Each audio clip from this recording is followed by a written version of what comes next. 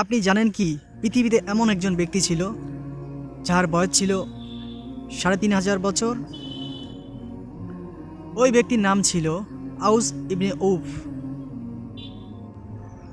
সে ছিল পৃথিবীর সবচেয়ে লম্বা মানুষ। সে যখন সমুদ্রে দাঁড়াতো, সমুদ্রের পানি তার হাঁটু পর্যন্ত হতো।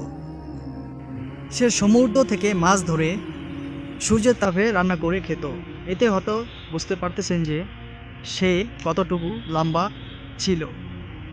তার জন্ম হয়েছিল হজরত আদম আলাই সাল্লামের জামানায়, আর হজরত নূহ আলাই সাল্লামের নৌকায় না উঠলেও সে মহা ঝড় থেকে, প্লাবন থেকে বেঁচে গিয়েছিল।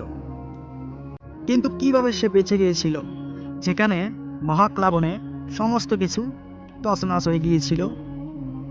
এর কারণ হলো, যখন হজরত নূহ আলাই সাল্লাম নৌকা তৈরি করতেছিলেন, তখন সে জঙ্গল থেকে বিভিন্ন গাছ এনে নূহ আলাই সাল্লামকে দিতেন।